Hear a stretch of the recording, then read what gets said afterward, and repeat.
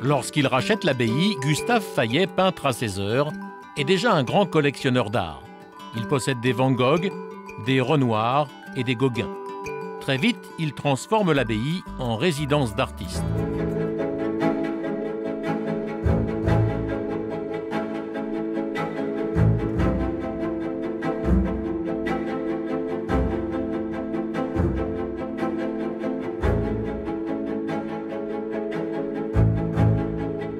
Isolée dans un vallon du massif des Corbières, entre les Pyrénées et la Méditerranée, l'abbaye de Fontfroide accueille 100 000 visiteurs par an. Ce joyau de l'architecture cistercienne de la première moitié du XIIe siècle prospère pendant près de 800 ans, puis les derniers moines quittent l'abbaye en 1901. Promise au pillage et à la destruction, l'abbaye est rachetée et sauvée en 1908 par un grand propriétaire de domaines viticoles, Gustave Fayet. Aujourd'hui, 85 ans après sa mort, ses descendants font exister ce patrimoine avec l'aide d'une association, les Amis de Fontfroide.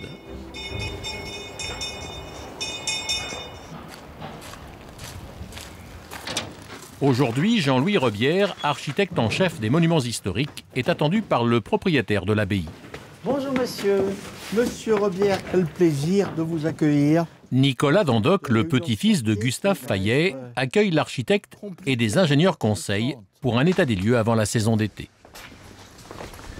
Les belles fenêtres. Ouais. Et ça, on dirait des évacuations, ou c'est des lacunes, ou c'est peut-être des empochements. Il y a du rejointement à faire. Hein. Oui, pas tout de suite. Direction les toits de l'église. En 1911, Gustave Fayet les fait recouvrir avec des plaques de ciment. Aujourd'hui, elles doivent être entièrement remplacées. Et ce n'est pas tout, des carreaux de verre posés plus tard provoquent des infiltrations d'eau. Oui, mais alors par contre, je ne sais pas quand est-ce qu'elles ont été posées, parce qu'elles n'ont pas l'air de venir... Je ne sais pas si c'est coulé là d'un coup. Pour moi, c'est coulé sur place. Parce que ça, c'est un ciment récent. Résultat de ces infiltrations d'eau, une fissure est apparue sous la voûte de la salle du Trésor, juste sous les toits de l'abbatiale. Effectivement, il y en a quand même une. Sur plusieurs mètres, la voûte s'est entrouverte, mais l'édifice n'est pas menacé. Elle est à peu près axée sur la voûte et elle est bien ouverte. Et par contre, effectivement, quand on la regarde bien, il y a des entrées d'eau carrément partout. Ouais. Ce qu'il faut, c'est vite étancher et reconstituer l'homogénéité du mur. Et c'est tout, parce que c'est en super bon état. Mais ça, le problème, c'est simplement que pendant plus d'un siècle, ça n'a pas été entretenu du tout. Mais un bâtiment qui a, je sais pas moi, 800 ans, comme ça, tu penses bien que c'est pas... il n'y a pas un problème de conception, il ne va pas brutalement s'effondrer. Hein. En plus, là, elle est appuyée sur le... La restauration des toits durera jusqu'en 2011. Lorsqu'il achète l'abbaye de Fontfroide, Gustave Fayet se passionne pour l'histoire de ce monument. Très vite, il lance les premiers travaux de conservation pour sauver ce patrimoine unique. Les premiers bâtiments, l'église et son cloître, sont construits au XIIe siècle. 200 ans plus tard, les moines surélèvent leur dortoir. Enfin, une aile seigneuriale et sa cour Louis XIV sont bâties à la fin du XVIIe siècle. Cette église qui a l'air d'être venue d'un seul jet n'est pas venue d'un seul jet, comme c'est souvent le cas dans les édifices. Et donc ici, on est dans un endroit qui a changé au moins 3 ou 4 fois de forme. Autour de nous, les bâtiments sont plutôt romans. Et le cloître, il passe imperceptiblement du dernier art roman au premier gothique et ensuite au deuxième gothique. Depuis qu'il est en charge des monuments historiques du département de l'Aude, Jean-Louis Rebière se passionne pour Fontfroide et pour un autre chef-d'œuvre de la région, situé à 15 km de là. À sa fondation au XIIe siècle, l'abbaye dépend de la ville de Narbonne, qui est alors la primatiale des Gaules et qui étend son contrôle jusqu'à Tolède en Espagne. À la fin du XIIIe siècle, la cathédrale Saint-Just est érigée. Jamais terminée, Saint-Just est un joyau inachevé de l'art gothique.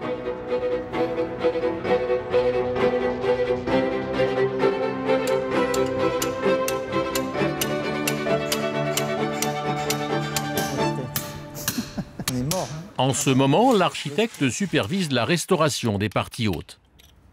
Sur la corniche, les pierres d'origine ont été remplacées et Jean le sculpteur restitue les décors qui ornaient la cathédrale au XIIIe siècle. Donc là, vous êtes en train de faire le fleuron. Voilà, on commence, ouais. Donc sur cet élément ancien, on n'avait plus aucune trace. D'accord. Donc là, on a choisi de commencer par du végétal, hein, puisque toujours sur le même principe que les autres. Donc parce qu'il y a des alternances de feuillage, on va dire à peu près épais, avec des autres plus chicorés. Hein. Voilà, oui. Jean taille les pierres en direct et sans modèle. Mais par exemple ici, sur cet élément-là, tout avait entièrement disparu. Et donc on le fait comme ça s'est souvent fait dans ces époques-là, en taille directe. Hein. C'est-à-dire qu'on n'a pas un modèle sous les yeux, on rentre dans la matière, quoi. Voilà.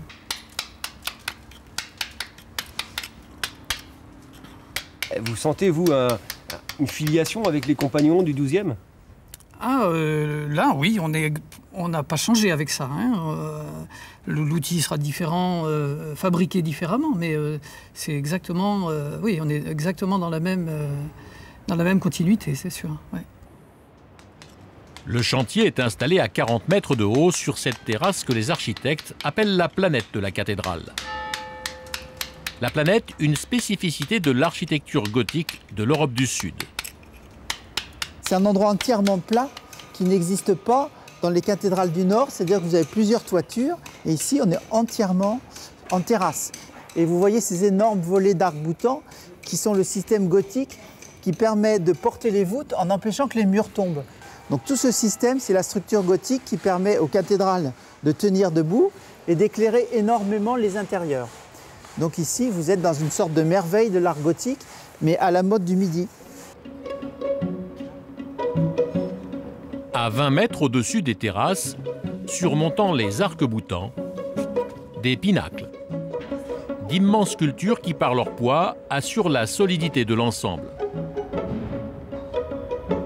Les pinacles sont les plus hautes pièces ouvragées des cathédrales.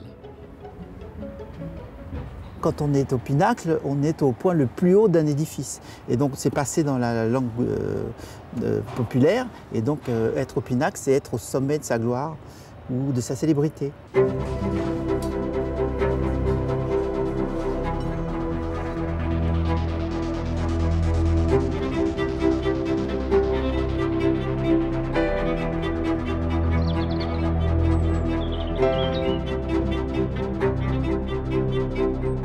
À Fontfroide, les travaux se poursuivent. Outre la restauration du toit de l'abbatiale, avant la réouverture aux visiteurs, il y a une autre urgence, la remise à neuf des vitraux. En 1912, il n'en existe plus aucun dans l'abbatiale. Gustave Fayet décide d'en commander des nouveaux à son ami le peintre et vitrailliste Richard Burgstall. L'artiste laisse libre cours à son imagination, tout en essayant de retrouver les méthodes de fabrication du Moyen-Âge. Mais la plupart de ses œuvres, datant pourtant de moins d'un siècle, ont mal résisté. Aujourd'hui, près de Toulouse, grâce aux collectes de l'Association des Amis de Fontfroide, le maître verrier Pierre Rivière commence les premières restaurations.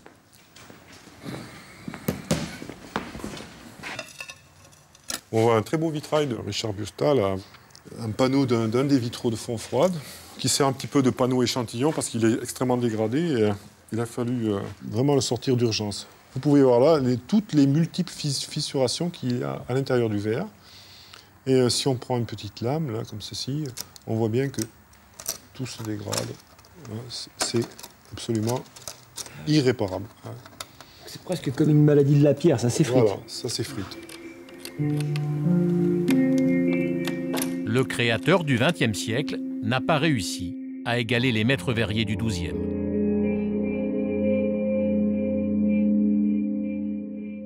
Il faut absolument louper aucune étape. Les verriers du Moyen-Âge ont mis des centaines d'années pour mettre au point des méthodes. Lui, il a voulu faire une méthode originale de verre coulé. C'est un verre que... Et le verre médiéval ne s'est jamais fait comme ça. Regardez ce verre du XVe siècle ou du XVIe. il est parfaitement sain, il est transparent, il est stable, il a quelques griffures, hein, c'est normal, il a été usé. Hein. Mais le verre lui-même est très stable, il est vraiment impeccable. Hein. Là, c'est la structure même du verre qui est atteinte. Hein. Ça pose un problème pour le restaurateur aujourd'hui. La restauration classique d'un vitrail, ça consiste la plupart du temps à démonter le réseau de plomb du vitrail, qui enserre toutes les pièces de couleurs différentes, hein, pour le refaire à neuf. Hein. Mais là, on ne peut absolument pas toucher au réseau de plomb. Parce que si on le démonte, toutes ces pièces qui sont très fissurées, mais entières, se déliteraient totalement. Voilà. Pour être sauvés, les vitraux de Fontfroide seront donc nettoyés et renforcés par une couche de résine transparente. Respecter une certaine logique. Ces vitraux ornent l'abbaye depuis bientôt 100 ans. Ils font le bonheur de tout le monde. C'est du grand patrimoine. Dans un mois, ce vitrail retrouvera la lumière de Fontfroide.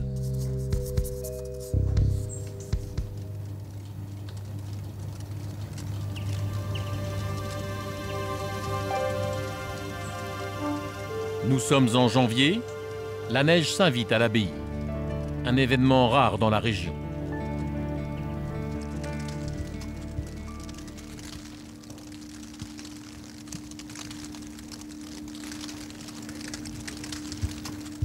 Les flocons tombent depuis plusieurs jours et Jean-Louis de Lagauzy a décidé de quitter son village près de Carcassonne pour profiter de ce décor inattendu. Grand Nord. Président de l'association Les Amis de Fontfroide, il organise régulièrement des concerts dans l'église qui aident à financer les travaux. C'est vraiment exceptionnel. Vous savez, on est dans le sud de la France. C'est un pays méditerranéen. Il fait très chaud, il y a des cigales d'habitude ici en été. Donc vous voyez, la neige pour nous, c'est vraiment merveilleux. C'est une couverture blanche, tout est immaculé. On redécouvre le monument avec un aspect un peu particulier. Et puis quelque chose d'irréel, quasiment un miracle.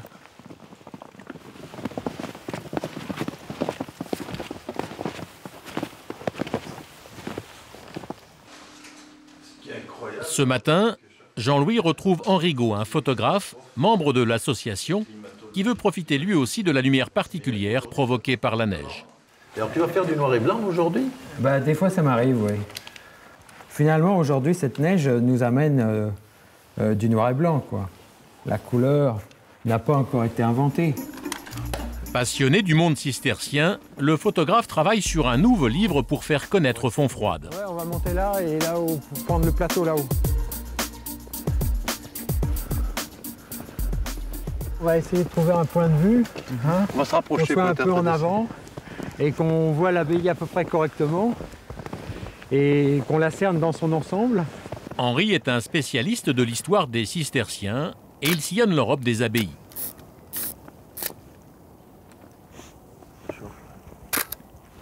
Et moi, j'aimerais entendre du chant grégorien, là, maintenant, là, tu vois. Ah oui? Ça me plairait assez, oui. Tu préférerais pas écouter un bon vieux Pink Floyd ou quelque chose comme ça? Non, du grégorien, je trouve que ça serait bien. Toi, tu vois les moines comme des hommes qui prient du matin au soir, mais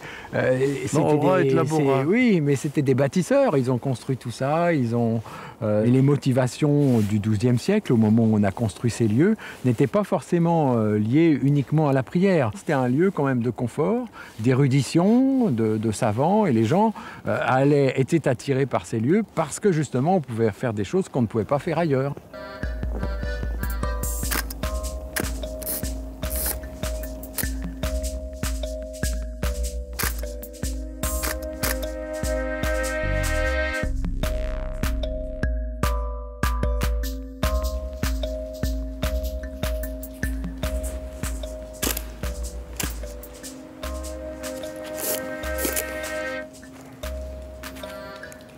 Il y a un intérêt particulier pour le patrimoine. Ce sont des lieux historiquement émouvants, qui ont une trace d'histoire, etc.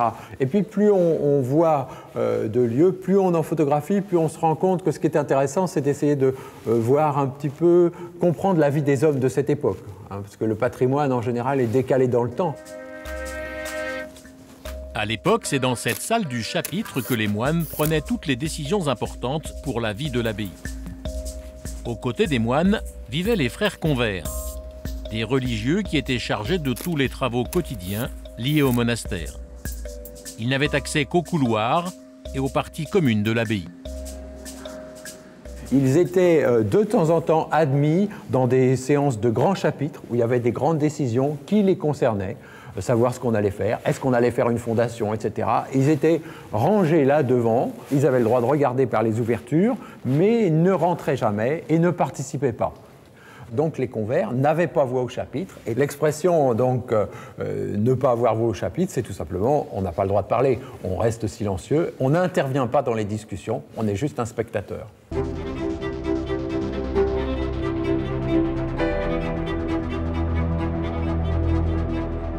Un mois plus tard, Pierre Rivière, le maître verrier, a terminé la restauration du premier vitrail de l'abbaye.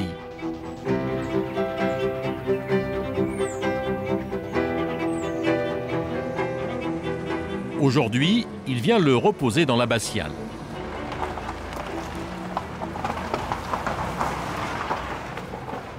Et c'est Jean-Louis de Lagauzy, le président de l'association des Amis de Fontfroide, qui l'accueille. Ah, je vous ouvre là. Fais gaffe parce qu'il y a la neige là. Faut pas glisser là. Attention à la marche. Hein. Ouais, fais gaffe.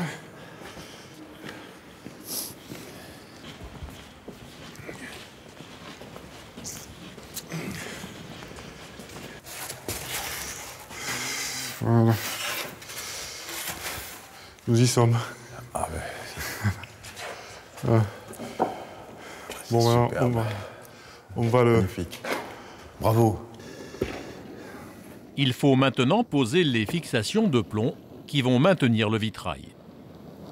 Alors là, c'est une opération un peu délicate parce qu'il ne faut pas traîner, quoi. Il ne faut pas faire fondre ce qu'il y a dessous déjà de travailler. Ça remettrait en question tout le vitrail. Là. On est particulièrement heureux de voir revenir ce vitrail qui est superbe. Vous allez voir installé, vous l'avez vu dans l'atelier, vous allez le revoir in situ. C'est une petite merveille. Tu peux prendre une petite attache là pour le faire venir vers toi.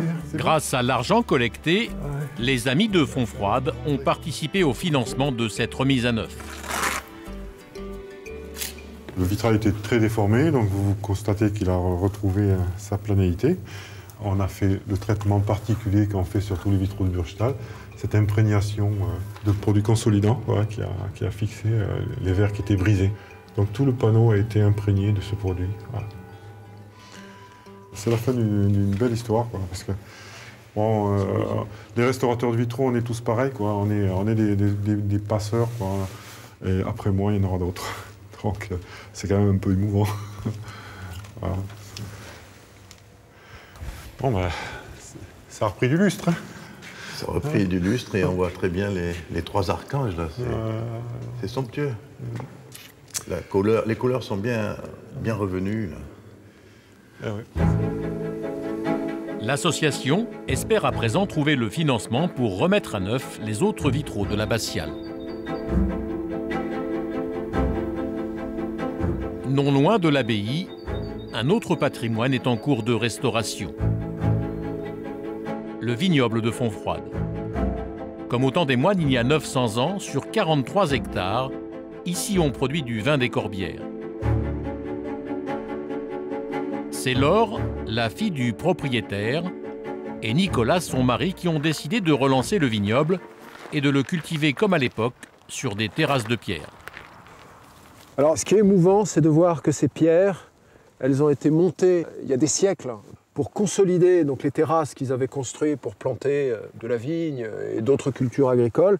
Et nous, ce que nous faisons, on essaye de les entretenir, je dirais d'abord comme patrimoine, et puis surtout comme outil de consolidation. Et donc c'est un côté, moi je trouve, très émouvant, parce que c'est des pierres qui ont une histoire, et en plus, regardez là comme elles sont belles. Elles ont des teintes, elles ont de la mousse, ça vit. C'est quelque chose qui fait partie du patrimoine de Fontfroide.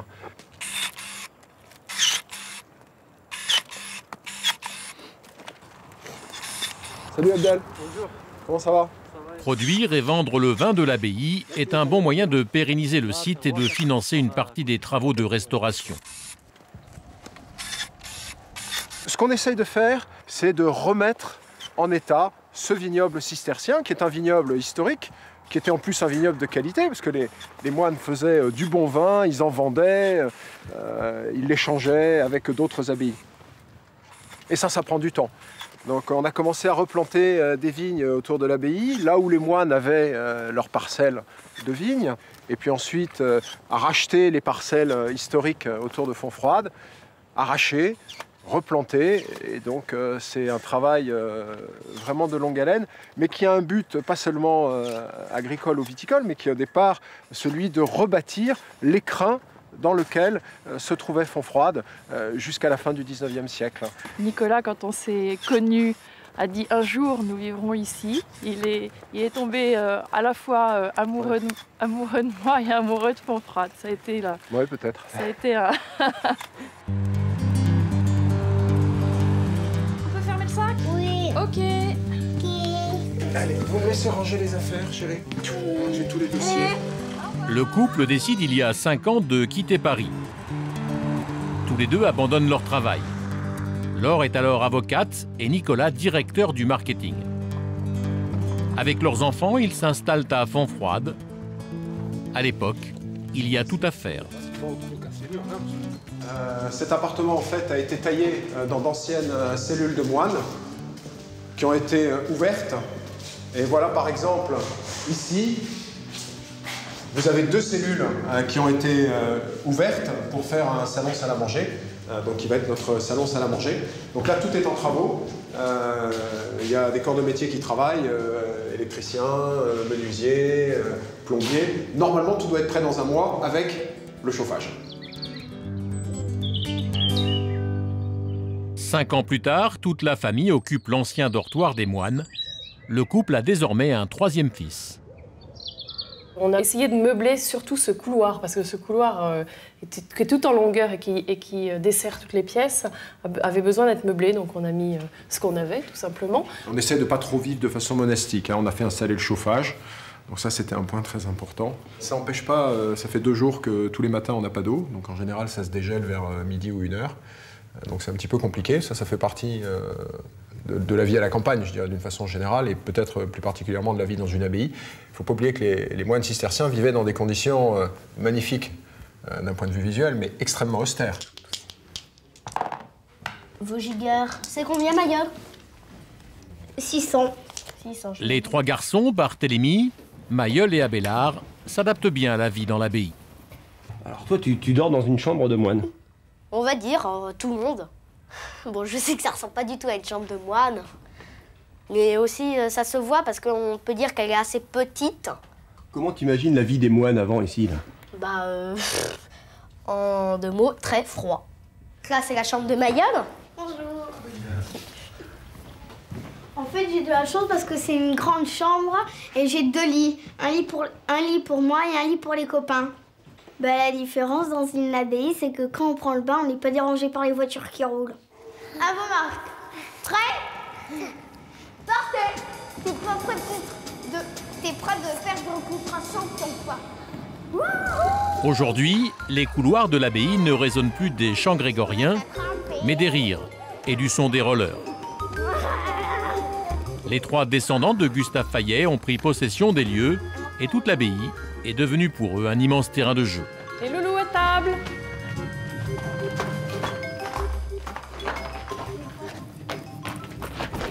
Il y a de la bonne brandade. Maman, j'ai faim. T'as oublié le couvert de... Mais pourquoi c'est comme ça? J'ai faim. Tiens, dis-moi ce que ça sent, hein. Tu ne bois pas, hein. Tu me dis ce que ça sent. Bah, la pomme. La pomme. Ouais. Le miel. Oui. Non, savait-il le miel? Mais c'est pas grave, il a le droit de le dire aussi. Il a le droit de le dire aussi. On l'a pas déjà senti celui-là? On a l'habitude. On l'a déjà goûté celui-là, bien sûr. Elle est bonne, c'est pas grave. Et vous aimeriez l'un et l'autre que les enfants reprennent le vignoble?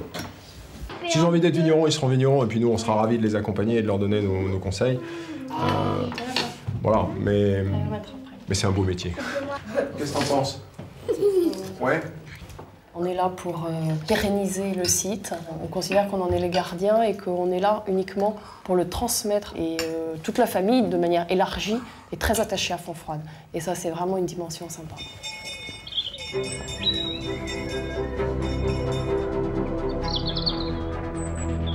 Nous retournerons bientôt à Fontfroide pour la pose de la première pierre du toit de l'abbatiale et la préparation des jardins pour l'ouverture de la saison d'été.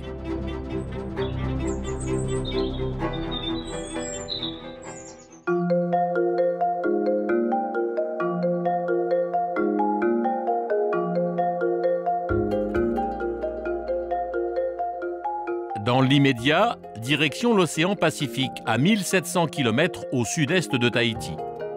L'archipel des Gambiers, avec ses 4 îles principales et ses îlots inhabités, offre aux visiteurs un visage préservé de la Polynésie.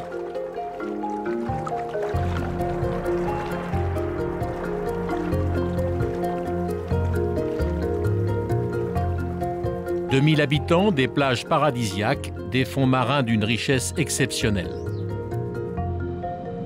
Et dans ce bout du monde, un édifice classé monument historique. En 1838, les missionnaires catholiques s'installent et bâtissent avec les habitants la cathédrale Saint-Michel, la première de Polynésie. Un monument hors du commun construit en pierre de corail. Mais aujourd'hui, la vieille dame de 170 ans est bien malade et les habitants des Gambiers ont créé l'association Sauvons la cathédrale pour redonner vie à l'édifice.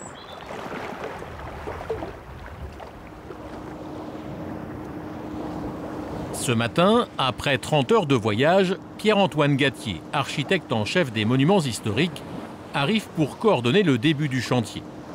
La cathédrale Saint-Michel, à 18 000 km de Paris, est un chantier hors du commun pour cet architecte, habitué à restaurer des grands monuments historiques en métropole. À chacune de ses venues à Mangareva, l'émotion est toujours aussi forte. Voilà, c'est magnifique. La traversée de l'atoll, puis alors on traverse l'atoll en surveillant la cathédrale, en la découvrant toujours avec la même bonheur. Pierre-Antoine Gattier ne restera que 4 jours sur place et son programme est chargé. Il retrouve Dominique Touzeau, un architecte installé en Polynésie qui fera le suivi du chantier et les artisans qui formeront les habitants au métier de la restauration. Un projet de transmission des savoirs imaginé avec l'association Sauvons la cathédrale. La philosophie du projet, je pense que c'est un rêve qui est partagé, c'est-à-dire c'est sauver un édifice, mais c'est le restaurer comme il a été construit, c'est-à-dire avec les Mangaréviens. Donc c'est vraiment la population de Rikitea, de Mangareva, qui réalise le chantier, aidée par des techniciens des métiers de restauration. Première surprise pour Pierre-Antoine Gattier, le maçon arrivé de Bretagne depuis une semaine a fait une découverte en auscultant la façade de la cathédrale. Face au manque de matériaux disponibles sur l'île, les bâtisseurs de l'édifice ont fait preuve d'ingéniosité. J'avais compris que c'était à refaire en pierre, mais non. C'est ça, il y a toute une partie bois. Ouais. Ouais. La pierre s'arrête au niveau des têtes de chapiteaux, oui. des hauts ouais, de colonnes. En fait, ce porche, il est entièrement en bois. Et quand vous le regardez, vous avez l'impression que lui aussi, il est réalisé en maçonnerie. Et pas du tout. Regardez, partout, c'est des pièces de bois qui sont clouées et qui reçoivent un badigeon. Donc là encore, une capacité à inventer des techniques de mise en œuvre.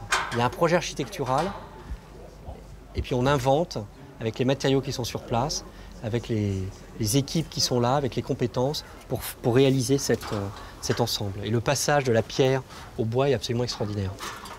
Ici, vous ne pouvez pas utiliser autre chose que ce qui existe. Ici, par rapport au chantier de la cathédrale médiévale de la métropole, où vous pouvez rêver de faire venir telle quantité de pierres plus fines pour de la sculpture. Ici, vous ne pouvez pas. J'ai commencé par faire un relevé de tous les décors. Ouais.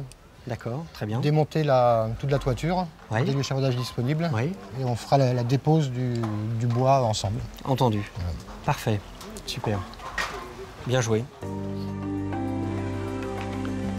Tous les murs de la cathédrale et le badigeon blanc qui les recouvre ont été façonnés avec une chaux unique à base de corail, la seule utilisée au Gambier au XIXe siècle.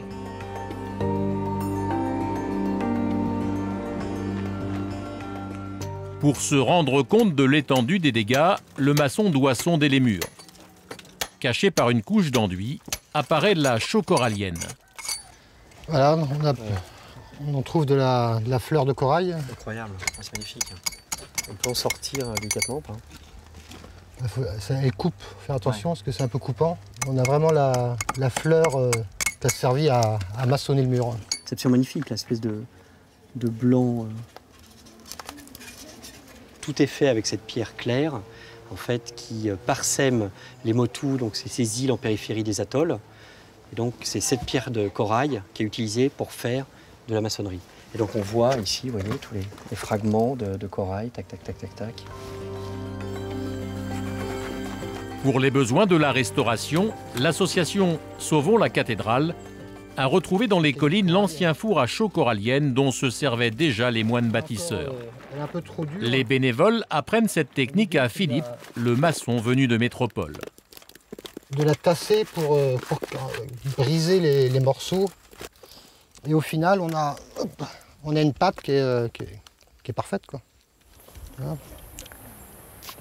Ce sont ces pierres du corail mort qui, une fois cuites, donneront la chaux. Pour Géry, le responsable de la fabrication, il a fallu s'adapter. Plus question d'utiliser du corail vivant comme le faisaient les anciens. Normalement, ce n'était pas ces coraux-là qu'on allait chercher, c'est des coraux qu'il y avait dans la mer. Comme avec l'environnement maintenant, c'est interdit d'aller casser les coraux dans la mer. On a décidé d'aller chercher les coraux sur les Motu, sur les petits atolls. Et c'est la première fois qu'on a cuit ces coraux-là. On ne savait pas que ça va donner de la bonne chaux. Et là, on est content du résultat qu'on peut faire la chaux aussi. Pour moi, c'est doublement intéressant parce que j'ai une petite connaissance de la chaux. On travaille la chaux en France sur différents bâtiments. Mais nous, la chaux, on la reçoit en sac directement. Et donc là, en fait, c'est la première fois qu'on va directement du processus de... Enfin, on a toute la chaîne de la fabrication de la chaux jusqu'au travail de la chaux sur le bâtiment et la finition.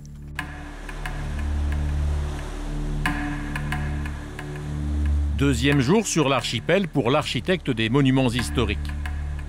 Aujourd'hui, il prend la mer avec Didier, le chef couvreur, et quitte Mangareva pour visiter les îles voisines. Ils veulent observer un ensemble de constructions étonnantes. Car la cathédrale est loin d'être l'unique édifice bâti par les missionnaires. Quand les frères de Picpus débarquent en 1835, c'est d'abord sur ces îlots qu'ils érigent les premières constructions qui marqueront le point de départ de l'évangélisation de tout le Pacifique. Ils construisent tout. Ils inventent une société nouvelle. Bien sûr, le religieux, le sacré, la religion chrétienne est au sommet de ce qu'ils mettent en place, dont des édifices religieux, mais il y a également donc, un phare, des amers, des presbytères, les écoles, des couvents. Donc voilà, une œuvre de bâtisseur absolument incroyable, une œuvre totale.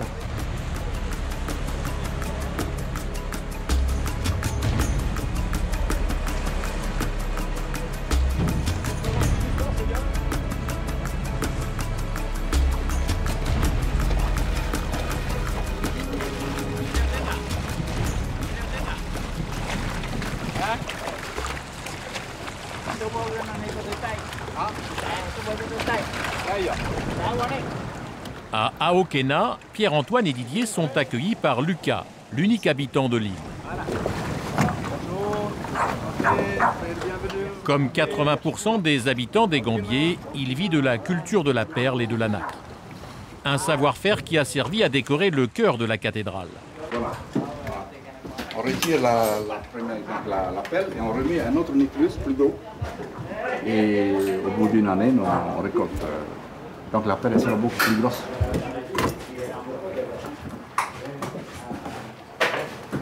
Ce qu'il faut savoir, c'est que la nacre existait déjà, avant même que les missionnaires n'arrivent. Donc on exploitait déjà. Il y avait déjà un troc entre le Chili et les Gambiers. Il y avait des bateaux qui venaient du Chili, Valparaiso, faisaient du troc en échange du tissu contre la nacre. Donc c'était déjà exploité déjà à l'époque. Après ça, il va falloir donc trier, calibrer, hein, ça là. Ça, ce sont des perles semi-rondes. Hein. Semi-rondes. Lucas veut maintenant leur faire découvrir un site unique, le premier séminaire de Polynésie. Le premier prêtre polynésien est sorti d'ici. Et il est resté à Mangareva. C'est ici que furent convertis, puis formés à la prêtrise, des centaines de jeunes des Gambiers, qui à leur tour partirent évangéliser d'autres archipels.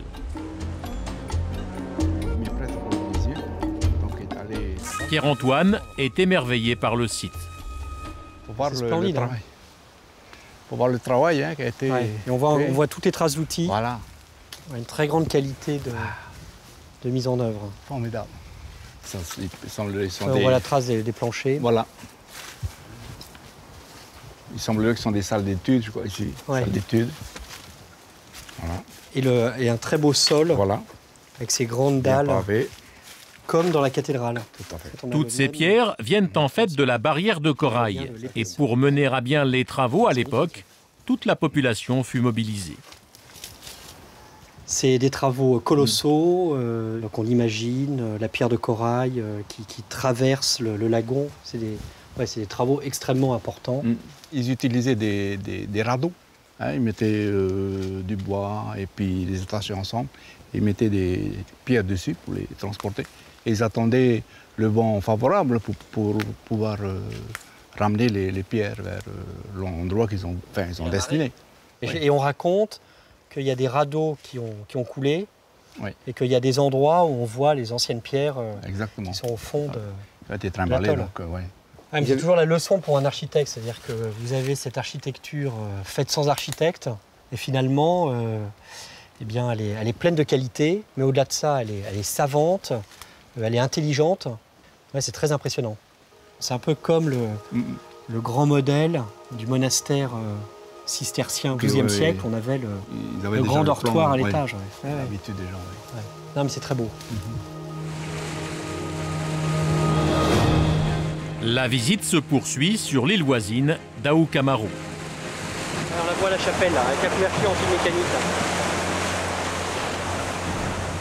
On reconnaît ce paysage caractéristique avec cocotier en bas, avec les maisons, puis la montagne.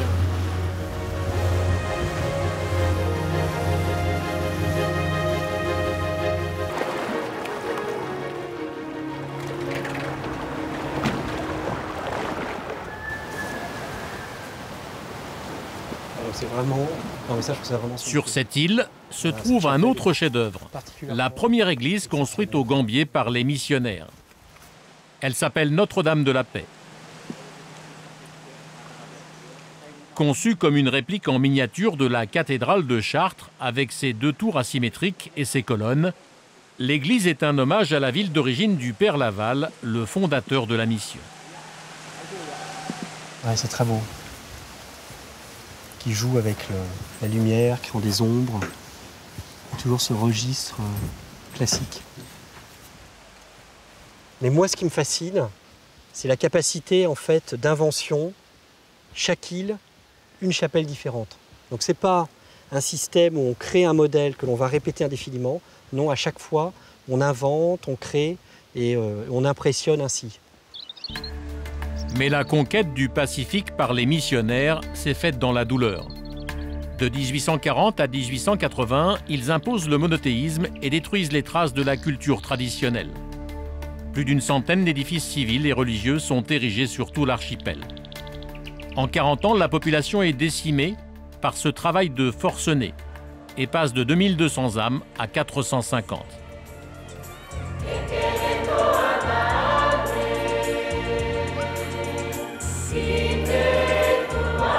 Aujourd'hui, bien que conscients de leur histoire, les insulaires demeurent très pratiquants. Et c'est dans le gymnase que les fidèles assistent à la messe en attendant la réouverture de leur cathédrale.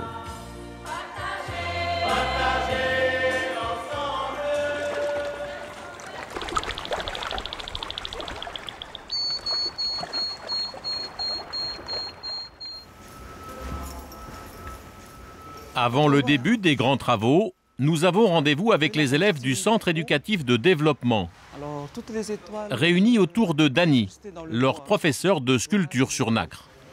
Alors on va descendre plus bas ici. Alors l'encadrement, toute cette pièce-là est incrustée de nacre.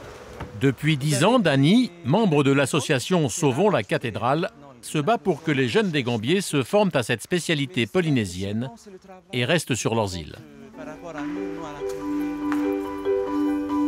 Les jeunes étudiants vont restaurer le chef-d'œuvre de la cathédrale, le chœur, orné de décorations en bois. Ils vont devoir redonner du lustre à ces bouquets sertis de fleurs taillées dans la nacre. Ces décorations représentent un étonnant mélange entre les techniques européennes apportées par les missionnaires et le savoir-faire des artistes locaux. Alors la partie principale est constituée des feuilles de raisin. Je ne sais pas, au-dessus, c'est vis-à-vis de la liturgie. Alors avec la partie du raisin, on peut faire le vin. Les grappes de raisin ont été fabriquées par des coquillages qu'on trouve sur le récif. Hein. Coquillages marrons, les coquillages blancs. Et par rapport avec la pièce principale, nous avons le blé pour faire le pain. D'accord. OK? Bon, vous connaissez votre catéchisme. Et nous avons 4 grands bouquets. Les nacres, elles sont assez épaisses. Et aujourd'hui, c'est très difficile d'en trouver. Et on a un deuxième bouquet juste à ce niveau-là. Ça, c'est pour les grandes fêtes. Les grandes fêtes, hein, de Noël, Pâques. J'ai fait les Tuamotu, j'ai fait les îles Société, les îles Sullivan. Je n'ai pas vu ce décor partout en Polynésie. Je crois que c'est vraiment la perle de la Polynésie. Bon, maintenant, on va essayer de descendre ce bouquet-là. Faites attention, c'est très fragile, ça date, hein, plus d'un siècle. OK? Alors, tu m'enlèves d'abord le premier niveau du bouquet. Toi, tu peux tenir en bas. Tu le poses ici. Fais attention.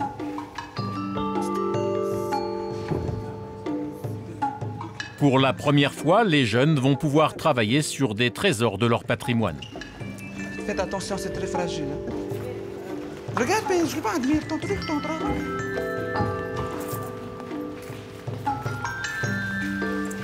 Doucement. Le centre éducatif de développement est la seule structure au Gambier qui accueille les élèves après la 3e. Toi, tu restes là. Sortez vos outils. Oui, Manoukhei. Ok, tu fais ta pièce. Pendant ce temps, qu'est-ce que tu fais? Tu prends ton papier, tu essaies d'enlever les rayures. Pour aller au lycée, les jeunes doivent s'exiler à Papeete, à 1700 km.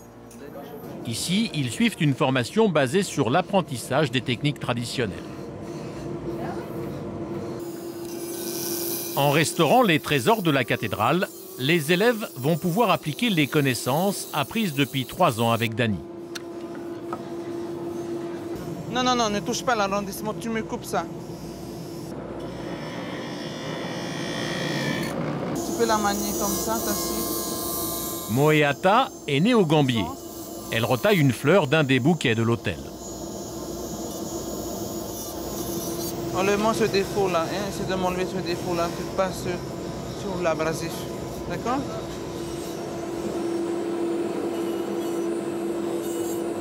En se formant à la menuiserie et au travail de la nacre, elle s'inscrit dans la tradition des anciens.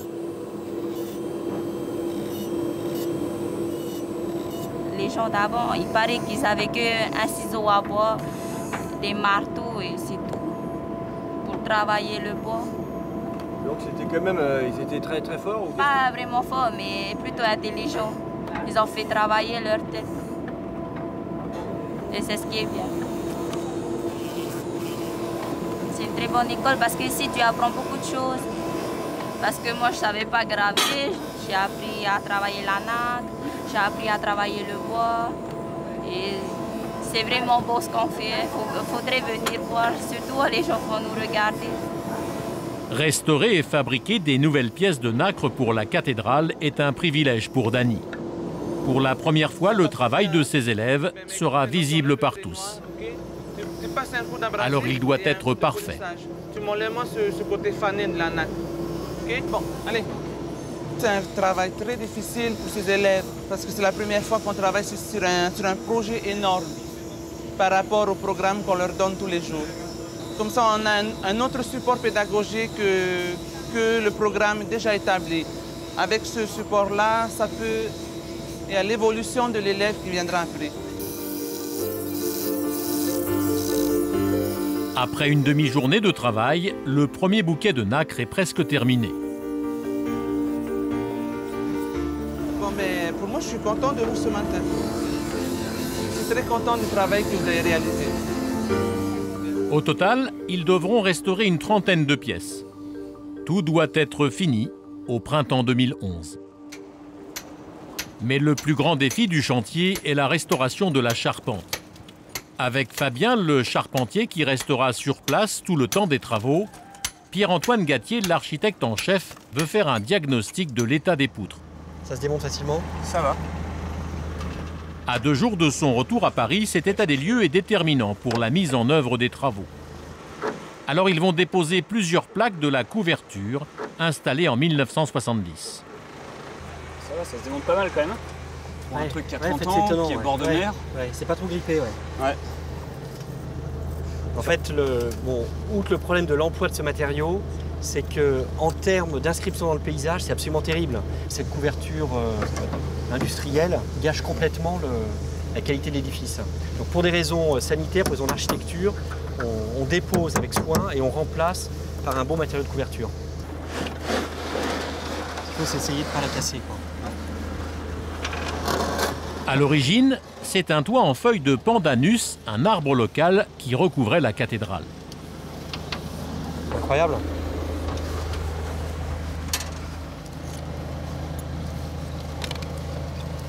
Et ça c'en est, tu vois. Ça c'est sûr, parce que le pandanus, il y a des petits crochets, quoi.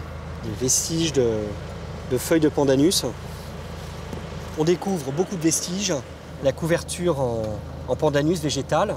Donc ça, c'est les joncs sur lesquels étaient accrochées les feuilles. Et je pense que si je cherche bien, je vais en trouver d'autres. Donc ça, c'est les joncs. Les missionnaires, en fait, ont l'intuition qu'il faut utiliser les techniques, les savoir-faire des Polynésiens. Et donc la première couverture est faite comme l'architecture, je dirais, légendaire polynésienne, en couverture végétale. Donc ça, c'est ce qui va être mis en place en 1830. Et on sait qu'à la fin du 19e siècle, on renonce à cette couverture végétale.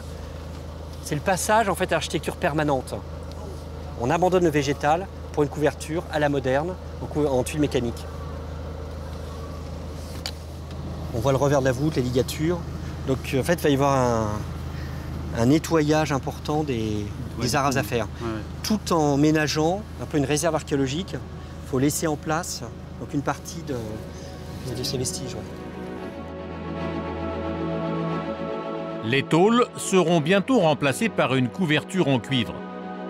Mais la partie la plus étonnante de la charpente se trouve au-dessus de la voûte de la cathédrale, qui culmine à 50 mètres de haut. Merci. Pierre-Antoine et Fabien y poursuivent leurs investigations. Conçue selon une méthode unique, la voûte est simplement suspendue à la charpente principale et retenue uniquement par des liens en fibre de coco, selon une technique polynésienne appelée le nappé.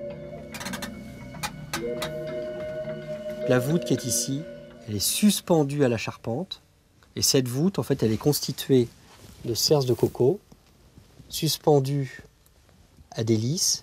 Et toute la voûte elle-même, en fait, est constituée d'un treillage de roseaux qui reçoit son application de chaux corallienne. Et le tout est suspendu par les fibres qui sont ici à la charpente. Cette pièce de charpente est très altérée.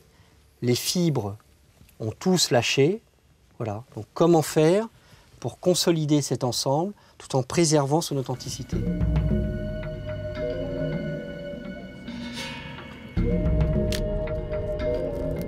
Un truc qui m'intéresserait, en fait, ce serait d'essayer de démonter les ligatures pour récupérer. De les démonter carrément. Ouais, essayer de voir si on peut, faut voir si c'est difficile. On n'a jamais essayé. L'architecte veut restaurer la charpente à l'identique. Mais il faut pour cela retrouver les arbres locaux utilisés à l'époque. et surtout fabriquer le nappé, ces fameux liens en fibre de coco. Je ne trouve pas les adjectifs pour qualifier cet ouvrage exceptionnel, unique. C'est la fusion culturelle faite de l'art des charpentiers parisiens, apporté par les missionnaires, et des Polynésiens qui ont apporté leur propre savoir-faire. Et donc c'est une espèce de rencontre culturelle pour créer cette charpente unique. Mais bon, c'est vite très dur. Hein. Ouais, voilà. Ouais. Je pense que c'est assez... Pour sauver la charpente et la reconstruire avec les techniques du 19e siècle, les membres de l'association ont retrouvé la dernière habitante des Gambiers qui sait encore confectionner le nappé.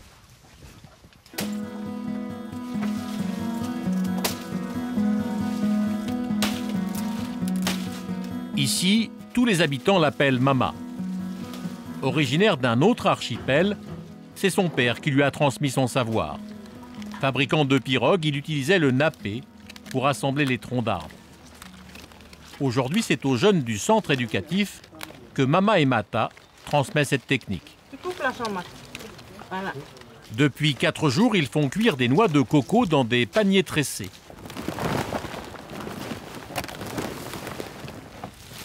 C'est Dominique Touzeau, l'architecte installé en Polynésie, qui l'a persuadé de mettre son savoir au service de la restauration de la cathédrale.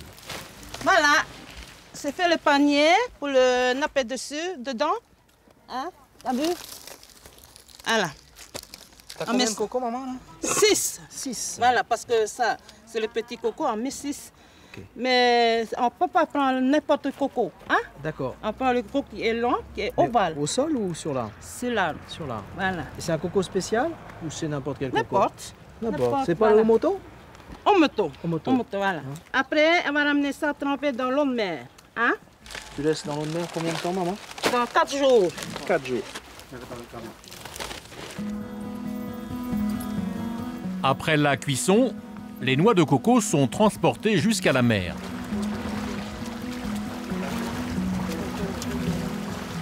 On va les y plonger pour que la fibre de l'écorce ramollisse.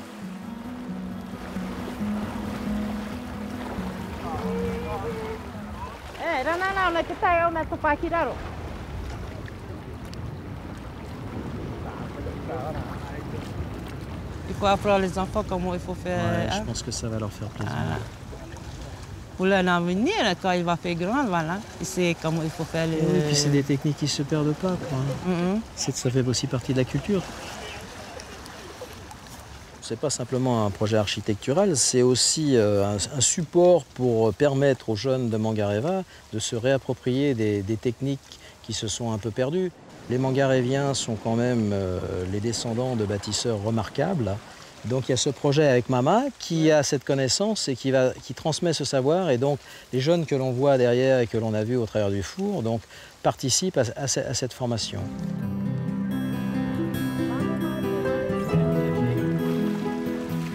Le lendemain, les élèves sortent d'autres sacs de coco mis à l'eau il y a plusieurs jours. Voilà. Incroyable. Pierre-Antoine Gattier veut être sûr que la technique fonctionne. Voilà. Ah, il faut que ça attende 2 semaines. Voilà, 2 semaines. Quand tu vas frapper, ça va être... Voilà. Ça va être tout gorgé d'eau. Voilà. Ça fatigue, hein? Non? Les écorces sont ensuite battues pour séparer les fibres de la noix de coco. T'en as un là? Ouais, donc ça fait à peu près 15-20 cm quoi. Hein, ouais. Ça Hop, sans se faire écraser les doigts. Sans se faire écraser les doigts. Toc. Alors, voyons voir. Tiens. Ouais, 20 cm. Ouais.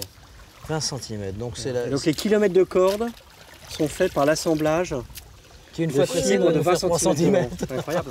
Voilà, c'était utilisé pour les pirogues. Pour les pirogues, voilà. Et de ce que vont faire les missionnaires, c'est qu'en fait, ils vont utiliser le savoir-faire des piroguiers pour faire de la charpente. Donc il y a une transmission, passage, changement de métier. Allez. On fait comme ça. On roule le fibre du... Il faut maintenant une infinie patience pour tresser ces fibres qui vont servir à soutenir la charpente de la cathédrale. On fait comme ça. Hein? Ouais, une tortille encore. Voilà. Et on rajoute des brins au fur et à mesure. C'est ça qui est incroyable. pour faire le nappé, il faut pour un mois pour faire le rouleau comme ça à 50 mètres, pour faire le cathédrale, mais c'est beaucoup de travail. Hein. Un mois de travail pour 50 mètres. Un mois de travail pour avoir 50 mètres. Allez maman, tout le monde va être à côté de maman. Grâce à Mama et Mata, Pierre-Antoine va pouvoir restaurer la voûte de la cathédrale à l'ancienne avec la technique traditionnelle du nappé. Mais il reste encore une incertitude pour l'architecte en chef. Trouver de l'ourou, l'arbre local qui va servir à restaurer la charpente. Pour l'aider, Pierre-Antoine a fait venir tout spécialement de métropole François Asselin, le charpentier qui a remis en état la Galerie des Glaces à Versailles. Fabien, toute l'équipe doit nous attendre là-bas, je pense. Voilà, on va pouvoir voir ce qu'on peut trier, récupérer de l'ourou. Voilà, donc c'est là-bas au fond. Ah ouais, ils ont étalé ça, super. Ah non, ça c'est bien. Aujourd'hui, le spécialiste des bois rares veut vérifier la qualité des troncs d'arbres que les habitants des Gambiers ont mis de côté en prévision des travaux de la cathédrale. Alors déjà, ils nous ont fait un super boulot. Hein. Ils nous ont bien mis ça, bien en ligne. Premier point de vue, premier coup d'œil, c'est que c'est très disparate.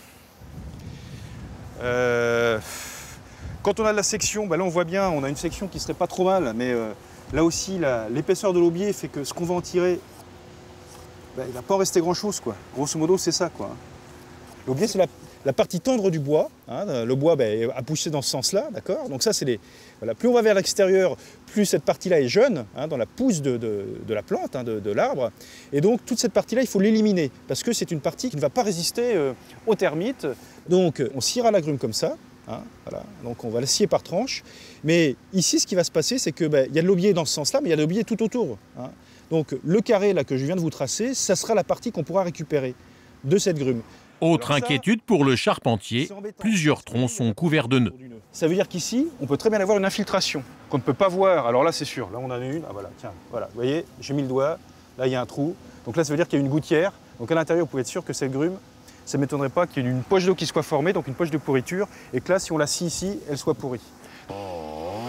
Les charpentiers décident alors de tronçonner sur place certaines pièces pour vérifier qu'elles pourront bien servir à la réfection de la charpente. Dans le cas contraire, il faudra en faire venir par bateau depuis Tahiti. Restaurer des charpentes en chêne en France, ça pose aucun problème de retrouver la matière première. Hein, bon, parfois, il faut chercher un petit peu, il faut passer du temps, mais on sait qu'on va la retrouver. Ici, tout de suite, c'est plus compliqué parce qu'il faut aller sur une île d'à côté. Il faut, enfin, voilà, c'est vraiment, je dirais, une complexité logistique énorme. Finalement, le bois est de bonne qualité et les compagnons découpent sur place la première poutre. C'est un peu comme la première pierre, quoi. Sauf que nous, c'est la première poutre. Hop. Ah ouais. Bientôt, ces madriers en ourou supporteront la voûte de la cathédrale.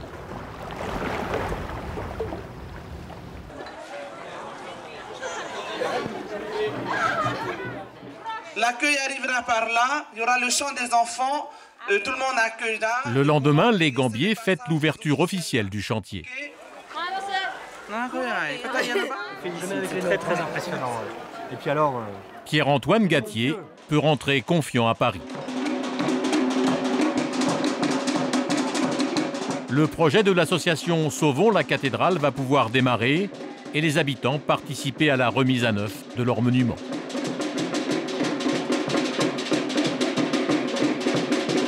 Fin 2011, si tout va bien, la perle du Pacifique pourra rouvrir ses portes.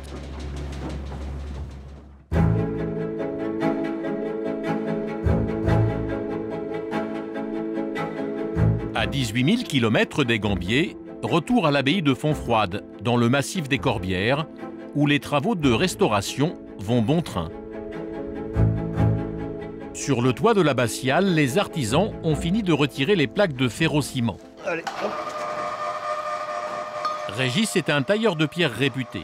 Il a notamment travaillé sur Notre-Dame de Paris et les Invalides. Oh, vas-y, pousse. Aujourd'hui, il pose la première pierre de grès, identique à celle que les moines bâtisseurs avaient posée au XIIe siècle. Oui, là, c'est la première pierre, ouais.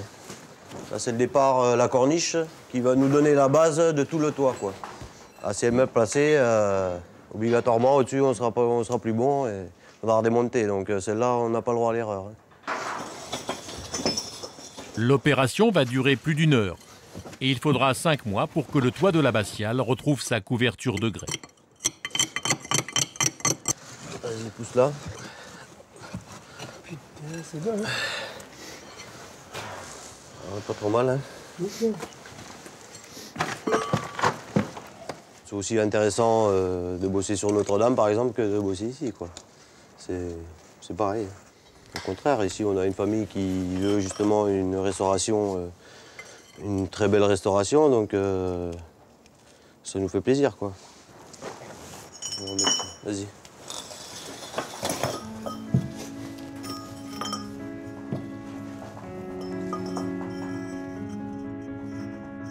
Pendant que sur le toit, on pose la première pierre, dans les jardins, on profite du retour du soleil pour remettre les massifs en état, avant d'ouvrir le parc aux visiteurs.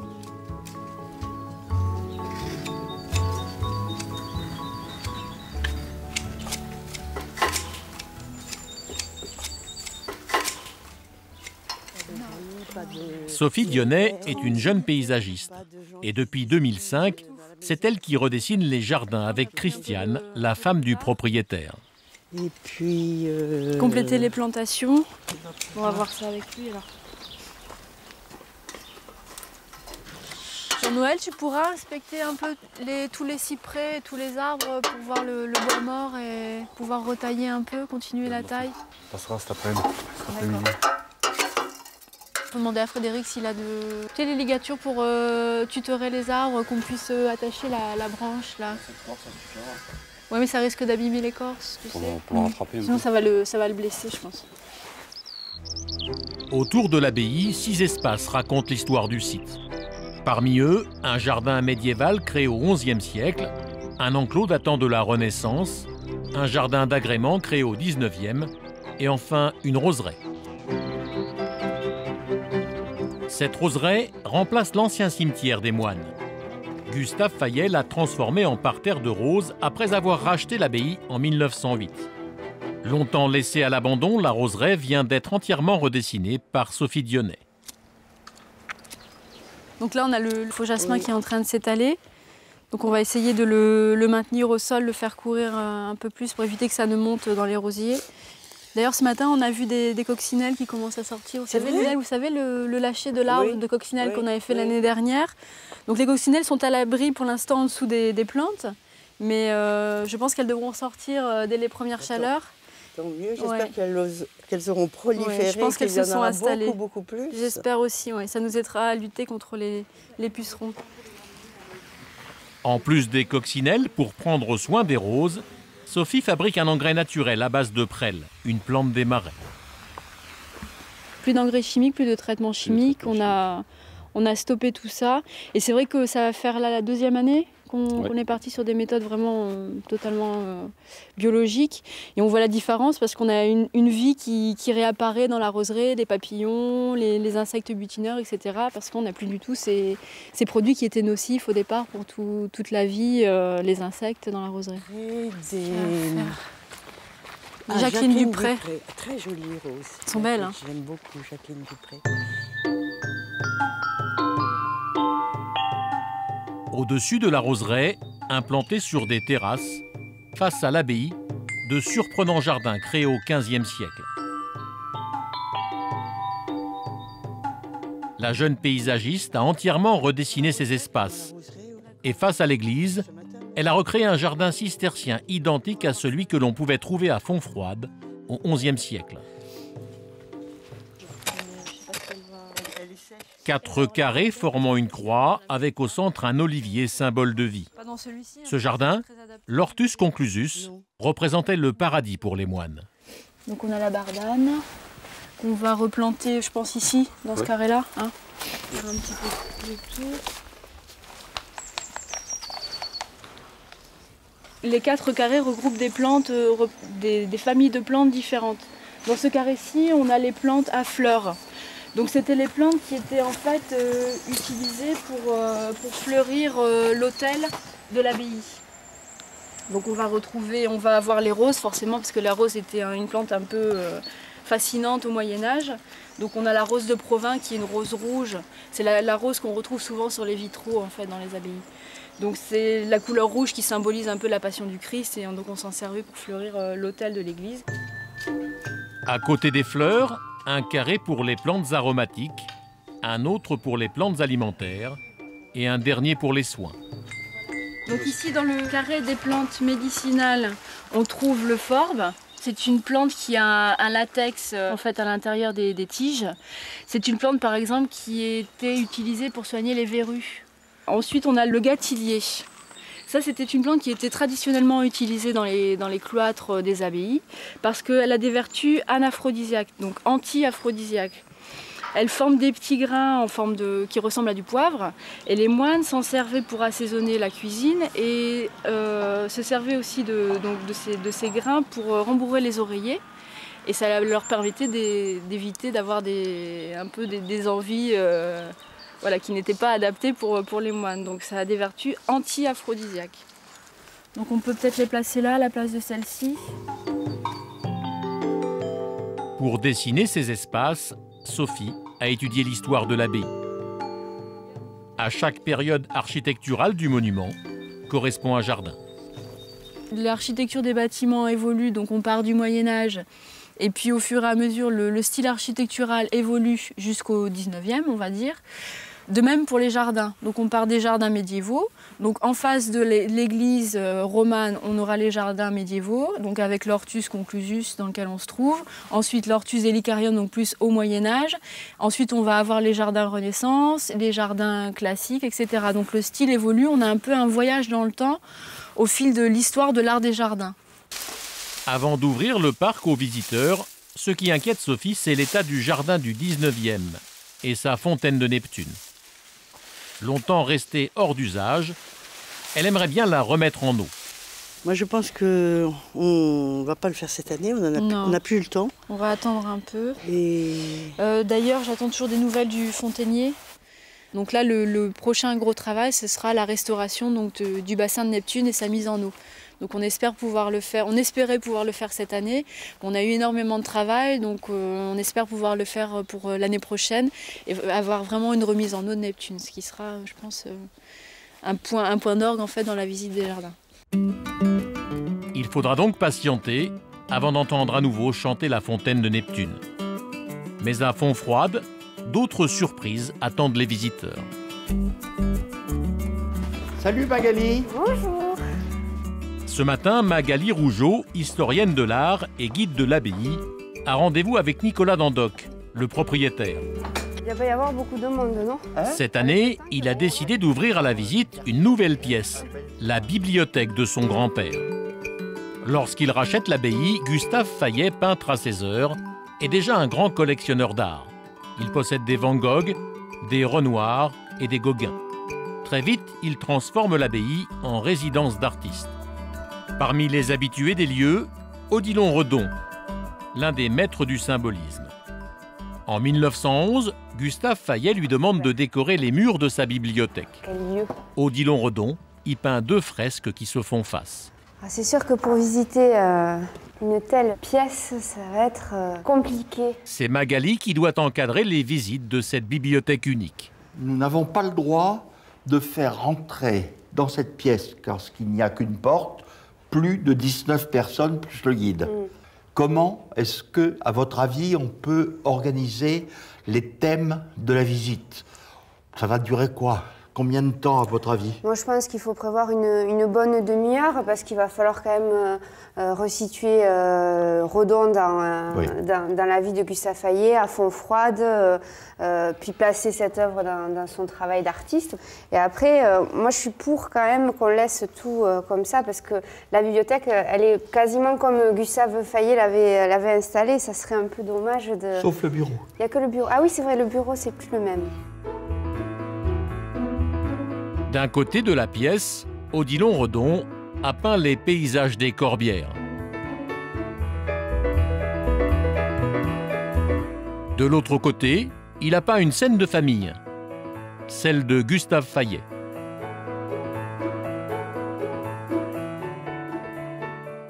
C'est devenu un portrait de famille. Il y a ma grand-mère, qu'on appelait bien entendu l'abbesse, ici, avec sa fille derrière, mon grand-père toujours très discret avec sa grande barbe, tout à fait en haut, le chaînon manquant, c'est-à-dire Gauguin. Gauguin, dont Gustave Fayet était le mécène, et qui vivait à l'époque aux Marquises. Alors, ce tableau a aussi quelque chose d'assez étonnant, c'est ce grand repas blanc au milieu du tableau. Nous avons une plaque de verre dans laquelle Redon est assis dans ce fauteuil et regarde son tableau. Et au milieu du tableau, il y a un très beau visage. Un visage qui a mystérieusement disparu du centre de la toile.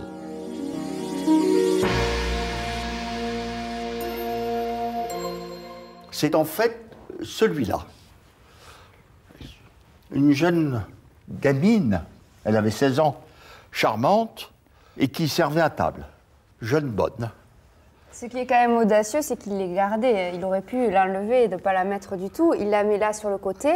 Et la première chose qu'on voit quand même quand on voit la peinture, c'est ce visage magnifique sur le côté. C'est étonnant comme à chaque fois qu'on la voit, on découvre des nouvelles choses. Une merveille de plus à découvrir pour les 100 000 visiteurs qui s'arrêtent chaque année à Fontfroide.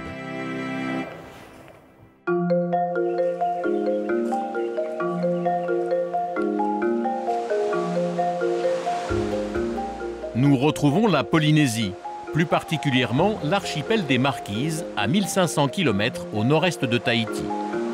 Des îles volcaniques au relief tourmenté qui plongent directement dans l'océan, sans la protection de la barrière de corail. Pays d'adoption du peintre Paul Gauguin et de Jacques Brel, les Marquises ont toujours fasciné les voyageurs curieux. Sous ces forêts, l'archipel cache des trésors, ceux d'une civilisation qui a failli disparaître.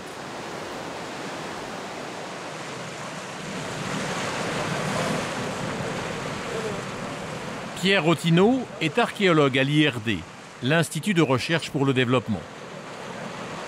Il est le seul archéologue français à effectuer des missions régulières en Polynésie depuis plus de 20 ans. Ce matin, il arrive à Ivaoa, la deuxième plus grande île de l'archipel. Marquisien d'adoption, Pierre y a passé la plus grande partie de sa vie. Son beau-père était archéologue et lui a transmis sa passion pour l'étude des peuples du Pacifique. L'archipel était terriblement très peuplé dans les temps anciens, avant l'arrivée des Occidentaux. Et donc il y a des sites partout, les îles ne sont pas immenses. Hein. On a à peu près 1300 km² de terre émergée, réparties sur 6 îles principales, 2 autres îles. Donc déjà il faut passer d'une île à l'autre, c'est pas toujours facile. Mais il y a énormément, il n'y a pas assez d'archéologues, ça c'est évident.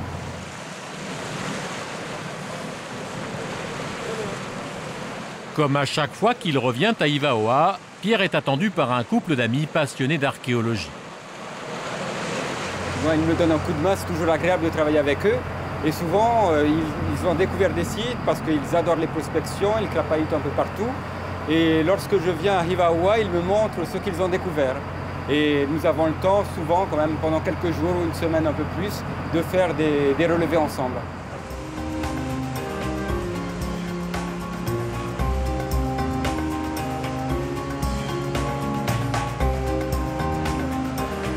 Salut Eric, ça va? Ça va Eric? On va aller manger d'ailleurs. Au gré de ses missions, l'archéologue ne peut revenir à Ivaoa qu'une fois par an. Alors qu'il vient à peine de débarquer, Catherine l'emmène à Puamahu, le site le plus important de l'île.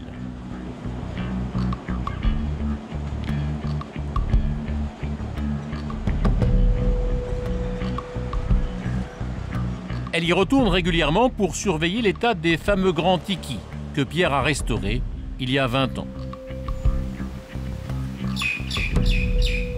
L'archéologue amateur a remarqué que les grandes statues se dégradaient.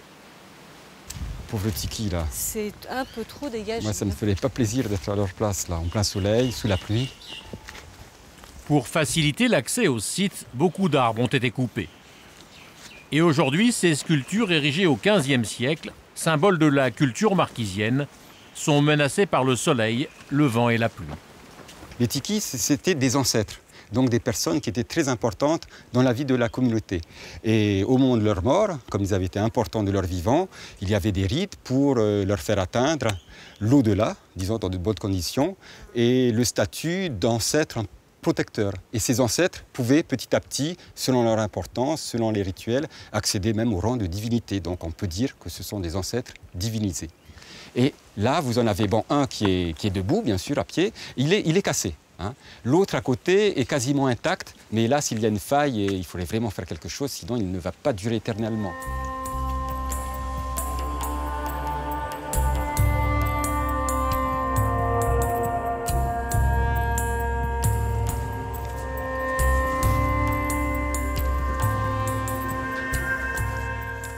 Là, il y a un imbécile qui a tracé avec un couteau, ici, pour accentuer la forme, parce qu'il ne voyait pas bien l'œil, alors je suppose qu'il a voulu gratter, mais ce faisant, bon, il accentue l'érosion. Si on regarde là, bon, là aussi, tu vois, ça a sauté, ça. Il y a un trou dans la mousse, c'est pas naturel, ou là également. Donc quelqu'un a gratté, on ne voit plus les détails. Il y avait un ethnologue allemand qui était passé en 1897-98, il avait fait des photos, on voyait des tas de détails, bon là les pectoraux, mais sur l'œil, ici, il y avait des petites cannelures, des petits dessins sur l'œil. Ici, on les voit encore un petit peu. Et ça s'altère complètement. Là, il y a une fissure. Ouais. Qui est... Ici, là. Et c'est pour ça qu'il a perdu le bras. 12 cm, tu vois, dans la fissure ici, tu vois. Et donc qui ça le coupe complètement. Mais c'est affreux parce que dans 10 ans, si on ne fait rien, il sera vraiment en piteux état. Et ici, c'est vraiment un site majeur. Enfin, il est unique aux Marquises.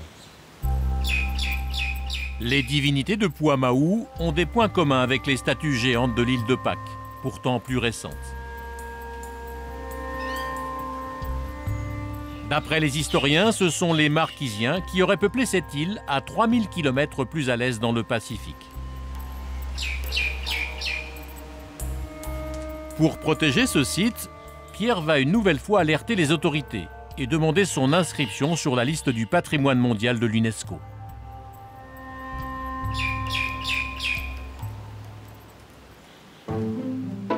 Voici pour la première fois reconstitué en images de synthèse un village avant l'arrivée des Européens. Dans la partie basse, les habitations et les plantations. Et dans la partie haute, les maisons du chef, des guerriers, des prêtres et des guérisseurs. Au milieu du village se trouvait le Tohua, la place communautaire. C'est là que se déroulaient les grandes cérémonies, les prières collectives, les rites de passage à l'âge adulte et les sacrifices pour apaiser les divinités. Chaque village pouvait abriter environ 2000 personnes.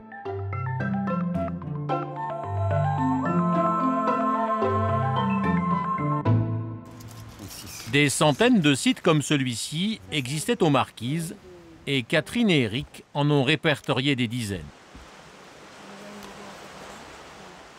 Elle est peintre et dessinatrice. Il est professeur de mathématiques et chaque week-end, ils partent à la recherche de nouveaux vestiges.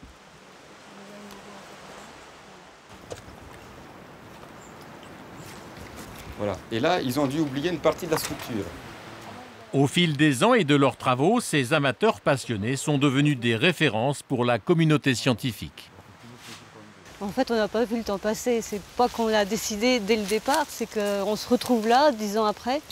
Et on est bien, on a toujours envie. J'ai toujours envie de peindre ces arbres qu'on voit là, qui sont merveilleux.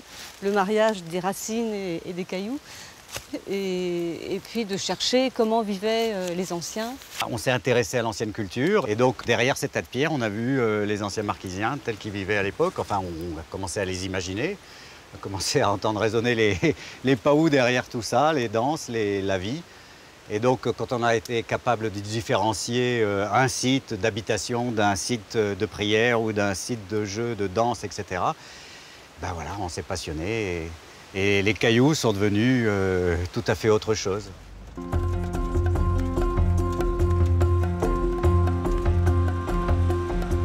Dans leur petit paradis du bout du monde, ils ont choisi de vivre à la marquisienne. Alors Eric, ça y est, il est cuit. Aujourd'hui, même cuire le mei, le plat traditionnel, n'a plus de secret pour eux. Super. Allez. Toumoumei, hop, directement, ils descendent. Et hop, on se met dessous. On allume le feu, c'est fini. Toumoumei, c'est Alors Toumoumei, Toumou c'est l'arbre, Mei c'est le fruit de l'arbre à pain. Donc c'était la nourriture des anciens marquisiens, la nourriture principale. Leur jardin est un véritable garde-manger à ciel ouvert. Là tu as un cocotier, tu vois, avec les cocos qui pendent là. Et qui, bon alors avec ça on peut faire du lait de coco qu'on mélange au poisson cru. Tu as également tout là-bas un manguier avec des mangues, donc sucrées merveilleusement. Tu as également des ananas plus près ici, tu vois juste. Ici tu as un avocatier donc, qui a poussé tout seul. Là le pamplemoussier qui est beaucoup plus ancien. Hein. Qu'est-ce qu'on a encore? Des bananiers, voilà. On l'appelle la gambie. Elle donne des bananes assez petites et qui sont vraiment merveilleuses pour le séchage. Pour le repas, Catherine prépare le fruit de l'arbre à pain récolté dans le jardin. Alors, les marquisiens, souvent le pilent avec un pilon, avec du lait de coco ou avec un peu d'eau pour faire du kaakou. Et c'est super bon. Mais bon, moi, je ne sais pas bien faire. Hein, je suis pas... C'est un petit peu comme la pomme de terre chez nous. C'est un petit goût de châtaigne. C'est très bon. C'était d'ailleurs l'aliment de base des anciens et c'est celui qu'ils stockaient dans ces grandes fosses. Ils le mettaient à fermenter donc dans une fosse étanche, étanchéifiée. Alors, il y a des feuilles tout autour et après on recouvre de terre, bien tassée, pour que l'air ne pénètre pas. Et ça pouvait se conserver pendant plusieurs mois, voire plusieurs années. Alors même quand vous faites la cuisine, vous pensez archéologie? Oui, je crois on trempe dedans. On y pense tout le temps. Les anciens sont là. Depuis 10 ans, les archéologues amateurs ont mis au jour plus de 250 sites ensevelis sous la végétation. Cette fois encore, ils pensent avoir fait une découverte d'importance. Un rocher recouvert de pétroglyphes, des gravures anciennes. Et le pétroglyphe, il est dans cette partie-là, ici. Regarde, il est... Une découverte qu'ils veulent faire partager à Pierre. Et immense alors cette pierre, elle est grosse. Oh, c'est un rocher qui doit bien faire 2,50 m de haut et à peu près un peu plus en largeur, 3 mètres, quelque chose comme ça. Dès demain matin, ils partiront pour la vallée de Manavaille, sur les traces des anciens marquisiens.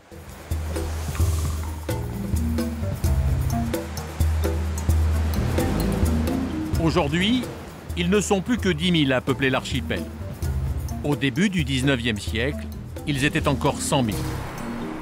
Avec l'arrivée des colons, les maladies et l'alcool ont décimé la population. Arrivé il y a plus de 2000 ans d'Asie du Sud-Est, le peuple des Marquises avait développé une culture riche avec ses danses, ses sculptures et ses tatouages. Des traditions parfois interdites par les Européens.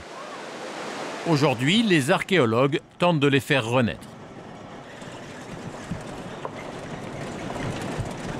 Départ pour la vallée de Manavaille à 400 mètres d'altitude.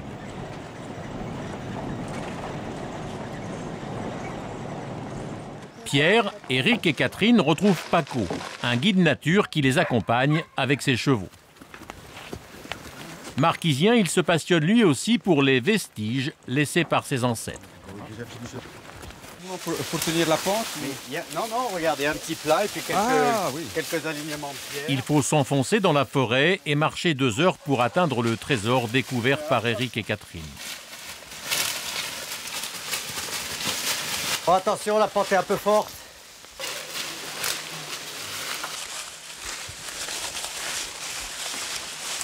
Avec eux, je m'attends à tout. C'est difficile parce que je ne me rends pas bien compte aussi de la dimension de ce rocher. Il a l'air assez grand quand même. Hein. Ça glisse et ça pique.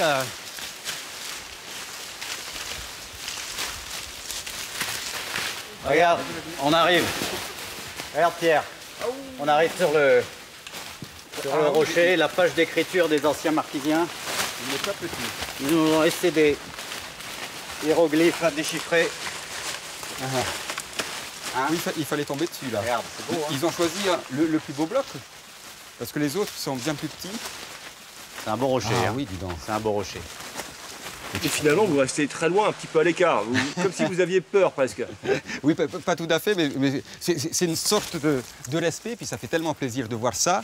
On ne se jette pas dessus tout de suite, quoi. Puis on se demande qu'est-ce qu'il fait là, donc on regarde aux alentours pour essayer un petit peu de le situer dans son contexte. Il est superbe, hein. Ça serait bien de faire un relevé, non? Oui, avant qu'il pleuve. Hein? Oui, avant qu'il pleuve. Pour révéler les secrets des gravures, les archéologues réalisent une empreinte sur papier. Un travail nécessaire pour conserver et archiver les motifs de ces dessins millénaires. On va essayer ces feuilles. J'avais testé ça à Nukuiva, c'était pas mal. Il faut faire délicatement. Pour saisir chaque détail, Pierre a sa technique bien à lui. Il utilise des feuilles locales qui servent pour les tatouages et les teintures. Et ben non, celles-là, elles ne sont pas fameuses. Celle-ci, c'est mieux, voilà. Ça c'est très... Avec la nervure centrale.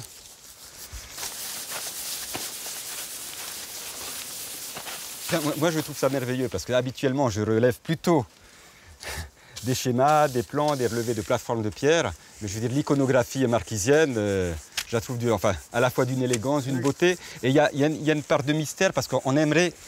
C'est très plaisant et c'est frustrant parce qu'on ne peut pas interpréter totalement. On donne des interprétations, des hypothèses, mais il manque tellement de choses.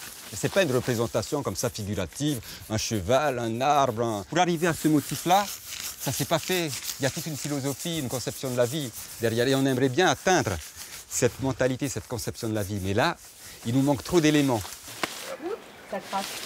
De nombreux mystères restent à percer, mais très vite l'empreinte révèle des cercles concentriques, des hipoux, que l'on retrouve sur de nombreux sites. Ils sont le symbole de la procréation. Mais là, je vois vraiment un personnage avec les bras, ici, les deux bras supérieurs, évidemment, la tête, le corps, et il a deux jambes. Et deux jambes qui sont évidemment, qui rejoignent ce hippou. Et à l'intérieur du hippou, on a un petit personnage, comme si c'était un enfant qui n'était pas encore né, dans le placenta de sa mère, par exemple. On peut y voir un ancêtre, une naissance, un ancêtre, une filiation à partir d'ancêtres communs. Les anciens ne pratiquaient pas l'écriture et chaque découverte a son importance pour comprendre la culture marquisienne. Comme si ces pétroglyphes étaient les pages d'un grand livre dispersés sur les îles de l'archipel. Les marquises, quand ils faisaient des motifs comme ça, ils avaient deux supports. Soit c'est la peau humaine, donc le tatouage, soit c'est sur la pierre. Voilà. Ou d'autres motifs qui ont pu disparaître. Il y a le bois. Oui, parce qu'on sait pas. Parce que toi, mais le bois avec le temps se perd. Oui. Mais que la pierre, l'être humain meurt avec les tatouages, mais la pierre reste. C'est quand même un support qui traverse le temps.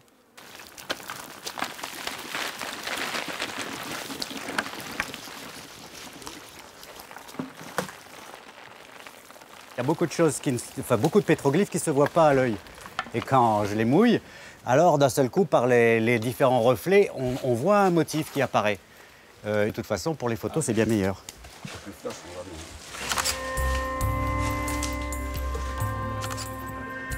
Grâce aux explications de Pierre, Éric et Catherine ont des réponses aux questions qu'ils se posaient sur les motifs qui ornent cette roche. Merveilleux. Oui, puis on n'avait pas vu ce petit personnage dans le hippou. Ça, on avait vu une espèce de croix. Bon, c'était curieux parce qu'on en voit rarement, même la première fois. Et là, tout d'un coup, ce motif prend un sens nouveau. Donc, c'est plus... Il s'éclaire, voilà, comme en ce moment, avec le soleil. Et ces pétroglyphes, comme les sites archéologiques, sont en voie de disparition. Donc là, il faudrait vraiment... certainement surveiller un petit peu ça, protéger. On protège les oiseaux, on protège l'environnement, on fait attention au climat, mais il faut faire attention également à tout ce patrimoine culturel qui est étroitement mêlé à l'environnement, en fait, quand il fait partie de l'environnement. Allez, à la prochaine.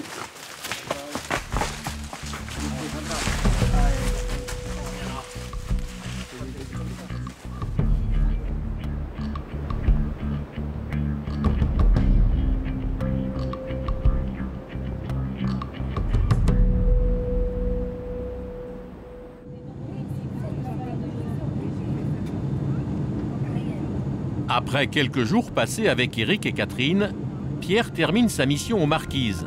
Il rejoint une autre île de l'archipel où il participe au projet de restauration d'un village traditionnel. Après 3 quarts d'heure d'avion, il survole les côtes déchiquetées de l'île de Nukuiva.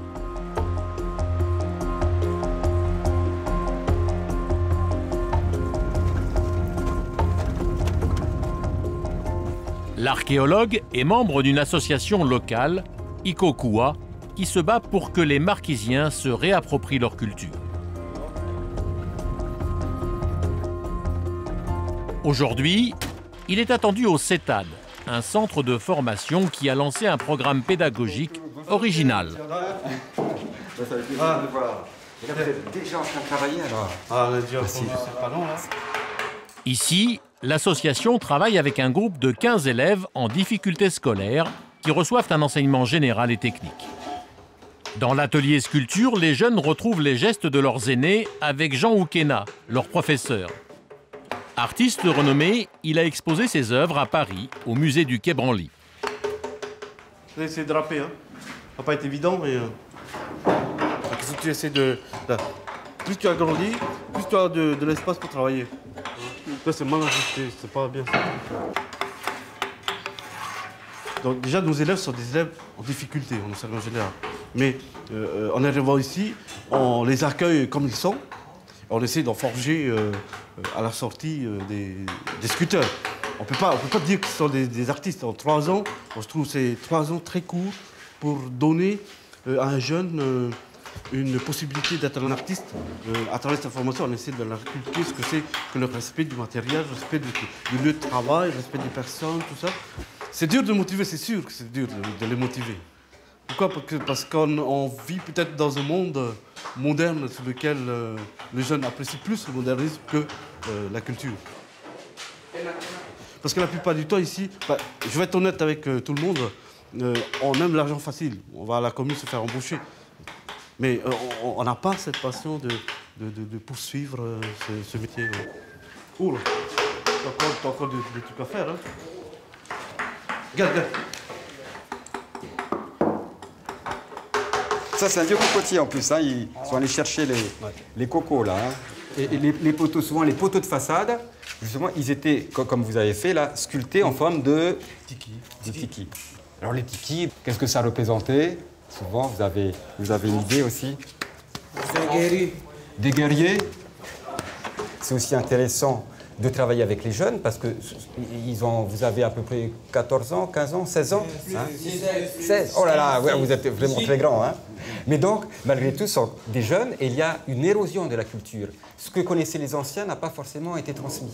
Et donc, les jeunes, quand ils voient un pae-pae, c'est-à-dire une plateforme de pierre, alors qu'il y en a partout ici, hein, avant la population était très nombreuse, ils ne savent pas trop à quoi ça correspond, comment c'était construit, qui habitait là. Donc, c'est également pour leur donner des informations qui ne soient plus étrangers à leur propre pays. Demain, Pierre accompagne les élèves sur le site sauvé par l'association.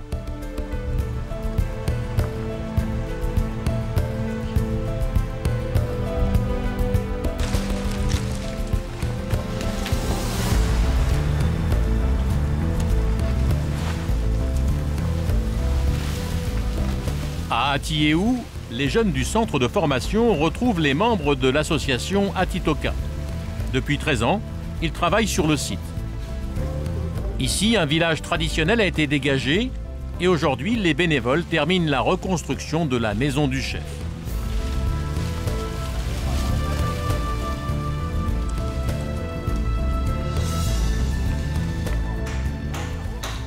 Au centre d'une grande esplanade, les volontaires s'affairent à préparer la charpente. Aujourd'hui, plus personne ne couvre les maisons avec des végétaux. Les anciens qui connaissent encore la technique encadrent les plus jeunes.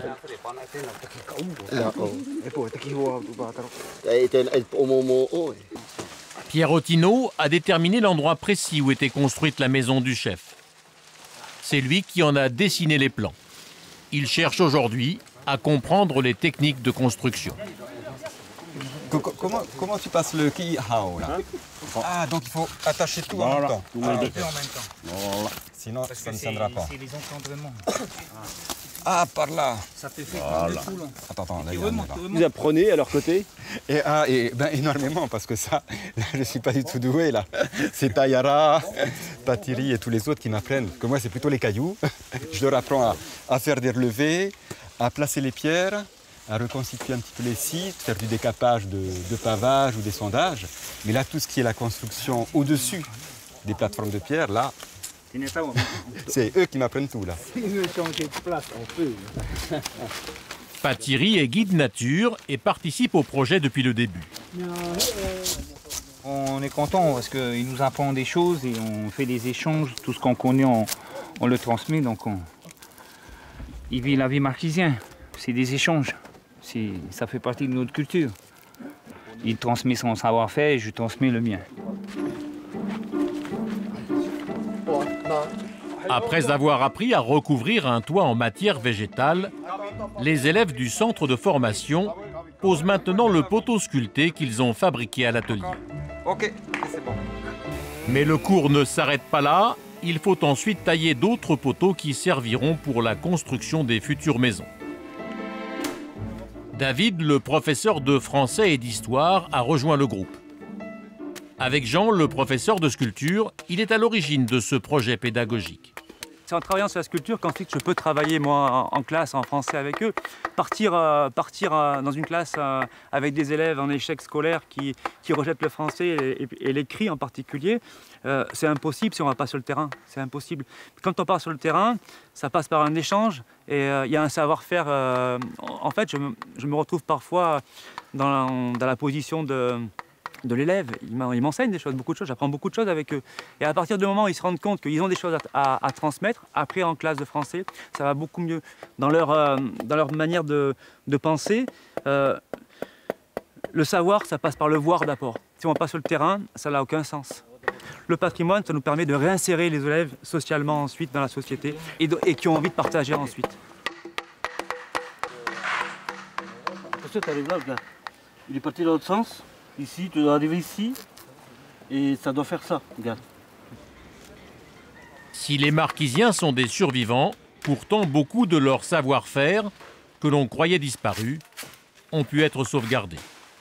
À Ferré, par exemple, c'est encore utilisé l'écorce de l'hibiscus, celle qui sert à fabriquer les liens de la charpente. Eh bien c'est ça, ils connaissent énormément de choses, moi je trouve, même beaucoup plus que ce qu'ils en disent. Parce qu'il y a eu une chute démographique abominable quoi, au XXe siècle. Ils sont passés de 100 000 ou 80 000 habitants à 2 000 habitants, donc il y a eu une perte énorme. Mais il y a encore des tas de choses qu'ils ont conservées malgré tout. On dit rien là.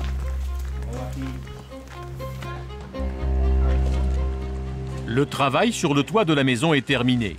Et Pierre nous réserve une dernière surprise. Il emmène les élèves découvrir le banyan, l'arbre mythique qui protégeait chaque village.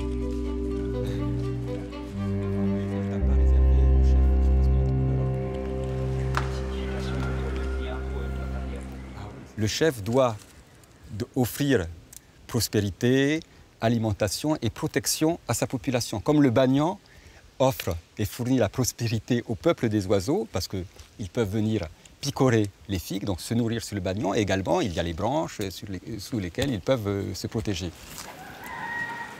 À cette époque, aux Marquises, le banyan était le symbole de la puissance du chef de la tribu.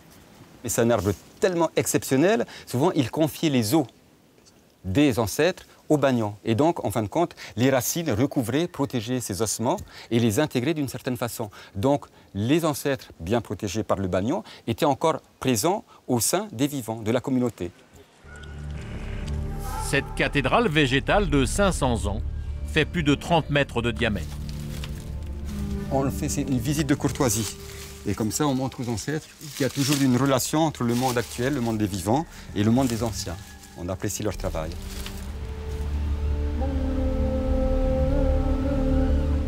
Au fil des ans, l'arbre a recouvert une partie des vestiges de l'ancienne cité. Et souvent, c'est l'avantage de cet arbre, il ne détruit pas les plateformes de pierre. On pense qu'il les détruit, mais en fin de compte, il épouse la forme. Pour fêter la fin du chantier avant la nuit, l'association organise un kai-kai, un repas traditionnel pour tous les constructeurs bénévoles. Au menu, cochon grillé, poisson au lait de coco et fruits de l'arbre à pain enroulés dans des feuilles de bananier. La préparation est disposée dans un four polynésien creusé à même la terre où chauffent des pierres de lave.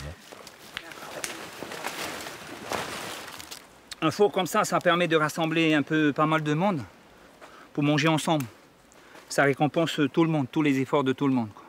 Et l'effort est mérité, quoi. Après 3 heures de cuisson en pleine terre, le kai-kai est prêt.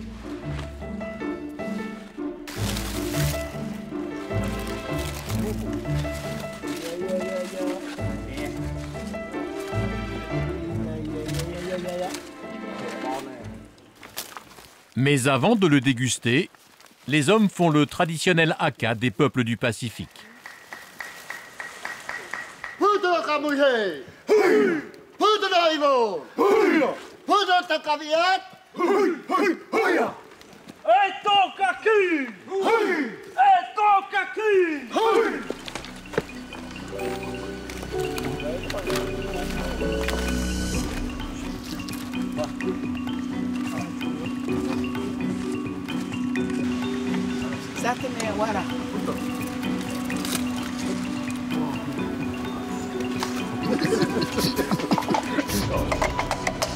Défendre leur patrimoine, sauvegarder leur tradition.